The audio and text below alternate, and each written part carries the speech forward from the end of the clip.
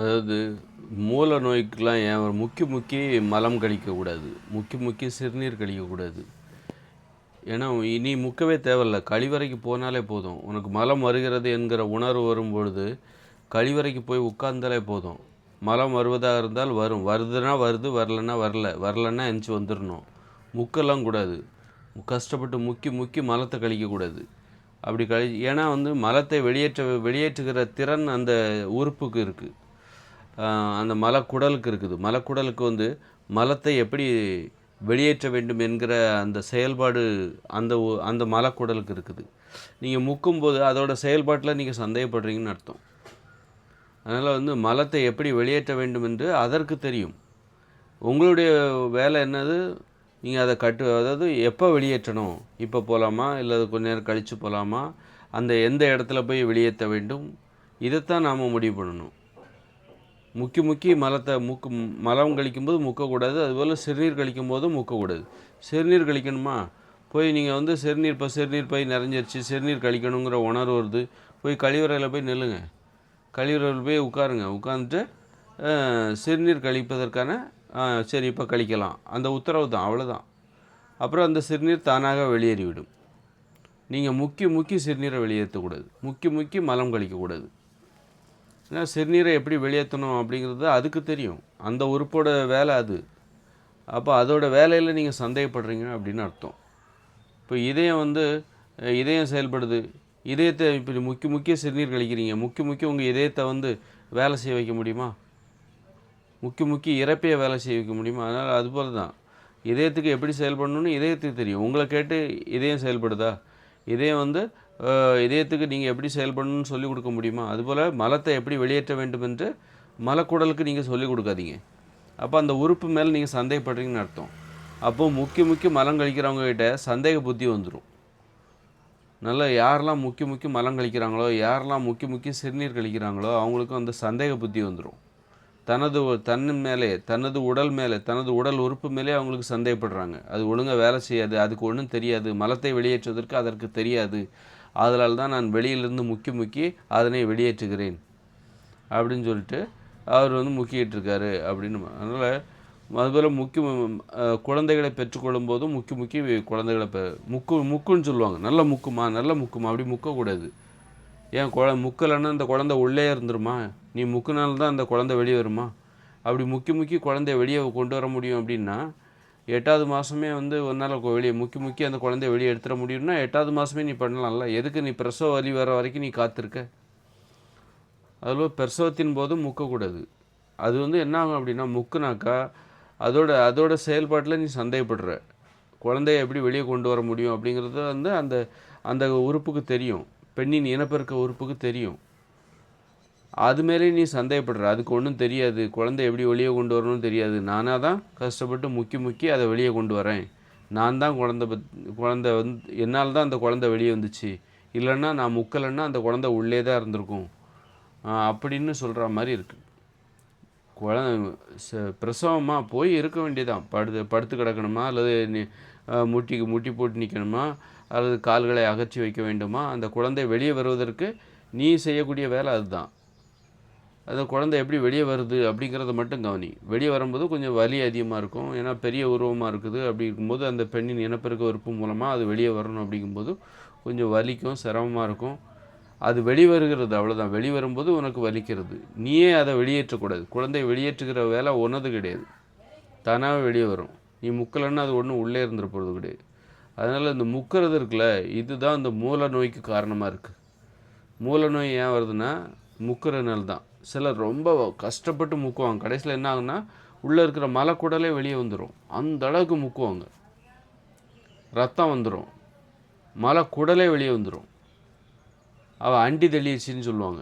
அப்புறம் என்ன பண்ணுவாங்கன்னா அதை உள்ளே தள்ளுவாங்க, உள்ளே தள்ளி விடுவாங்க. இந்த மாதிரி உள்ள சின்ன குழந்தைகளுக்கு இந்த மாதிரி பிரச்சனைகள்லாம் வரும்.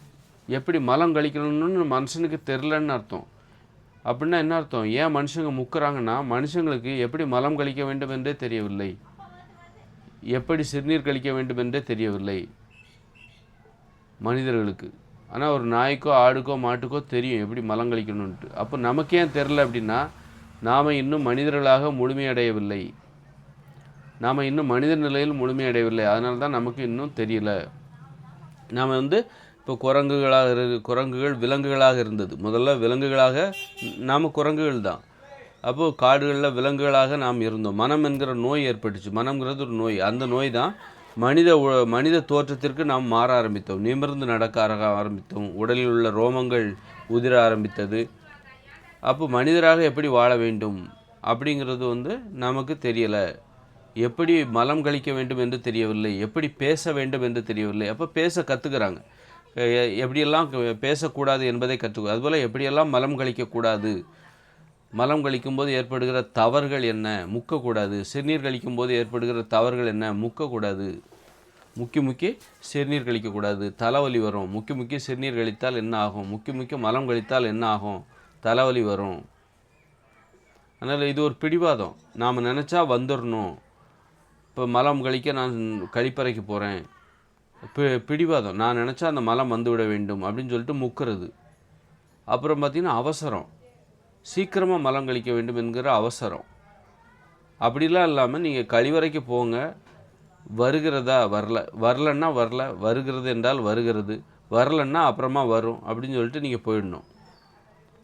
உங்கள் இஷ்டத்துக்கெல்லாம் அதை வர வச்சே ஆகணும் அப்படின்னு பிடிவாதம் பிடிக்கக்கூடாது. அதே நேரத்தில் அவசரமும் படக்கூடாது. அப்போது இந்த மாதிரி முக்கிறவங்ககிட்ட பிடிவாதம் இருக்கும், அவசரம் இருக்கும். அப்போ ஏற்கனவே சந்தேகம் இருக்குன்னு நான் சொன்னேன். ஏன்னா அவங்க உறுப்பு மேலே அவங்க சந்தேகப்படுறாங்க. அந்த கழிவுகளை வெளியேற்றுகிற உறுப்பு மேலே சந்தேகப்படுறாங்க. அப்படின்னா அவங்ககிட்ட சந்தேகம் இருக்கும், ஒரு பயம் இருக்கும், தன்னம்பிக்கை இருக்காது. தன் மீது, தனது உடல் உறுப்பு மீது அவங்களுக்கு நம்பிக்கை இருக்காது. அப்போ அவங்ககிட்ட தன்னம்பிக்கை இருக்காது. இப்போ சந்தேகம் இருக்கும், பயம் இருக்கும், அப்புறம் குழப்பம் இருக்கும். ஏன் அது வெளியேற்ற மாட்டேங்குது? அதனால் அப்படி குழப்பம் இருக்கும். அது மாதிரி பிடிவாதம் இருக்கும். நினச்சா அது நடக்கணும் அப்படிங்கிற பிடிவாதம். நம்ம நினச்சா இப்போ மலம் கழிக்க போகிறேன், மலம் கழிச்சிட்டு அது வரனால நான் நினச்ச மாதிரியே மலம் கழிச்சிடணும் அப்படிங்கிற அந்த பிடிவாதம் இருக்கும். அவசரமும் இருக்கும், பொறுமை இருக்காது அவங்ககிட்ட. பொறுமையை இழந்துருவாங்க, அப்புறம் கோபப்படுவாங்க, நிறைய பிரச்சனைகள்லாம் வர ஆரம்பிச்சிடும். கடைசியில் என்ன ஆகும் அப்படின்னா, இப்போ நீங்கள் அதன் வேலையை நீங்கள் செய்யும்போது, முக்கி மலம் கழிக்கும்போது அப்போ அந்த உறுப்பு இருக்குல்ல, அது தனது செயல்பாட்டை மறந்து விடும். அதை செயல்படுறதுக்கு அனுமதி கொடுங்க. அதை மலத்தை வெளியேற்றுவது அதை மலக்குடலோட வேலை அப்படின்னா அது செயல்படுவதற்கு வாய்ப்பு கொடுங்க. அது சுதந்திரமாக செயல்படுவதற்கு அனுமதி கொடுங்க. நீங்கள் அதை அனுமதியே கொடுக்காம, வாய்ப்பே கொடுக்காம நீங்களே முக்கி மலத்தை கழிக்கும்போது என்ன ஆகும்னா, அப்போது அந்த மலக்குடல் என்ன நினைக்கும், ஓஹோ நம்முடைய வேலை இல்லை போலுக்கு, அவரோடைய வேலை போலுக்கு. அது மலத்தை வெளியேற்றுவது நம்முடைய வேலை இல்லை, அது அவருடைய வேலை போலுக்க. சரி, நம்ம அப்போ சும்மா இருப்போம் அப்படின்னு சொல்லிட்டு அது மலத்தை வெளியேற்றுகிற அந்த வேலையிலேருந்து அதுக்கு பயிற்சி இல்லாமல் போயிடும். அதுபோல் சிறுநீர் கழிக்கும்போது முக்குனீங்கன்னு வச்சுக்கிங்க. இப்போ மலத்தை வெளியேற்றுவதில் முக்கி பண்ணும்போது கடைசியில் அது என்ன பண்ணும், அது சும்மா இருக்க ஆரம்பிச்சிடும். மலம் கழிக்கும் போதெல்லாம் இவர் தான் கஷ்டப்பட்டு முக்கிட்டே இருப்பார். அது கடைசியில் ரெஸ்ட் எடுக்க ஆரம்பிச்சிடும்.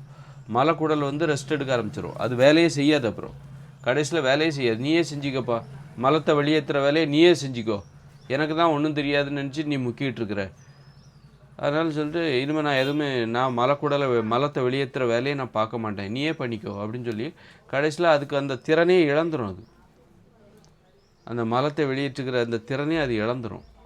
வேலை செய்ய விடணும், அது மேலே நீ நம்பிக்கை வைக்கணும். அதுபோல் தான் அது மாதிரி சிறுநீர் கழிக்கும்போது முக்கணுன்னா என்னாகும், அப்போ நமக்கு தெரியாது போலுக்கு, இவருக்கு தான் சிறுநீரை வெளியேற்றுறது இவருக்கு தான் தெரியும் போலுக்கு அப்படின்னு சொல்லி கடைசியில் அந்த சிறுநீரை எப்படி வெளியேற்றணுங்கிறதே அது மறந்துடும்.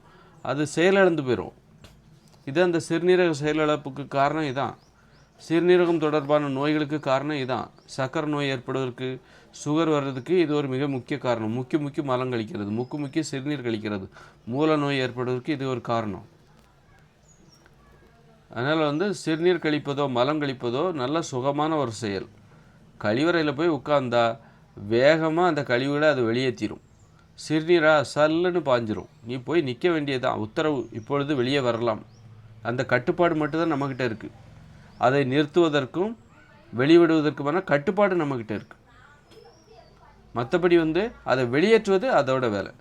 நீ ரிலீஸ் பண்ணுறது தான். ஓகே, இப்போ வெளியே வரலாம், நான் பாத்ரூமுக்கு வந்துட்டேன், நான் கழிவறைக்கு வந்துட்டேன், இப்போ சிறுநீர் வெளியே வரலாம் அப்படிங்கிற உத்தரவு உன் மூளையிலேருந்து போது உடனே அந்த சிறுநீர் வெளியே வருகிறது. அவ்வளோதான். அந்த கட்டுப்பாடு தான் நம்முடைய வேலை. அந்த கட்டுப்பாடு மட்டும் நம்ம இழந்துட்டோம்னா சிறுநீர் வரும்போது வரும், போகும்போது அப்போ நம்ம படுக்கையிலே இருந்துருவாங்க. அந்த கட்டுப்பாடுங்கிறது அவங்ககிட்ட இல்லைன்னு அர்த்தம். அப்போது அதுலேருந்து அப்போ அந்த கட்டுப்பாடுங்கிறது படுக்கையில் சிறுநீர் போகிறாங்களோ அப்போ அவங்ககிட்ட கண்ட்ரோல் இல்லைன்னு அர்த்தம், கட்டுப்பாடு இருக்காதுன்னு அர்த்தம். அதனால் வந்து கட்டுப்படுத்துகிற திறன் தான் நம்மக்கிட்ட இருக்கே தவிர கட்டுப்படுத்துகிற அந்த அதிகாரம் மட்டும்தான். வெளிவிடலாம், எங்கே வெளிவிடலாம், பாத்ரூமில் தான் போய் டாய்லெட்டில் தான் போய் சிறுநீர் கழிக்கணும், அது மட்டும் தான் நம்ம வேலையை தவிர இதை எப்படி வெளியேற்றணுங்கிறதுலாம் நம்முடைய வேலை கிடையாது. முக்கவே கூடாது, கொஞ்சம் கூட முக்கக்கூடாது. சின்னதாக கூட முக்கிறாதீங்க, தலைவலி வரும், அடிக்கடி தலைவலி வரும். அந்த கழிவு நீக்க உறுப்புகள் சார்ந்த ஹெர்னியான்லாம் இருக்குல்ல, அதனால தான் ஏற்படுது. ஹெர்னியா வர்றது, சிறுநீரக தொடர்பான பிரச்சனைகள், அப்புறம் சிறுநீரக செயலிழப்பு, சுகரு, தலைவலி, இது எல்லாமே இந்த முக்கி மூல நோய் எல்லாமே பார்த்திங்கன்னா இந்த முக்கி மலம் கழிக்கிறது, முக்கி சிறுநீர் கழிக்கிறது. நம்முடைய வேலை என்னென்னா முக்காமல் இரு, கழிவறைக்கு போ. அதே மாதிரி வந்து நல்ல செரிமானமாகிற உணவுகளை சாப்பிட்ணும். நம்ம அதுக்கு ஏதாவது உதவி செய்கிறதா இருந்தால், அந்த மலக்குடலுக்கு நாம் உதவி செய்வதாக இருந்தால், கழிவு நீக்க உறுப்புகளுக்கு நாம் ஏதாவது உதவி செய்வதாக இருந்தால் நல்ல உணவுகளை சாப்பிடுங்க, செரிமானம் ஆகக்கூடிய உணவுகளை சாப்பிடுங்க. அதுதான் நாம் செய்ய வேண்டிய வேலையை தவிர முக்கிறது நீ அதுக்கு செய்கிற உதவி கிடையாது. அதை வேலை செய்ய விடாமல் பண்ணுற அப்படின்னு அர்த்தம். அதனால் மிகப்பெரிய விளைவுகளை உண்டு பண்ணிடும். கடுமையாக முக்குனா ரத்தம் வர ஆரம்பிச்சிடும், உள்ளே இருக்கிற குடலே வெளியே வர ஆரம்பிச்சிடும். உள்ளே இருக்கிற அந்த மலக்குடல் இருக்குல்ல, அதுவே வெளியே வர ஆரம்பிச்சிடும். அந்த அளவுக்கு முக்கிறதுனால ஏற்படுற ஆபத்து. அதனால் வந்து முக்கிறவே முக்குனா அவ்வளோதான்.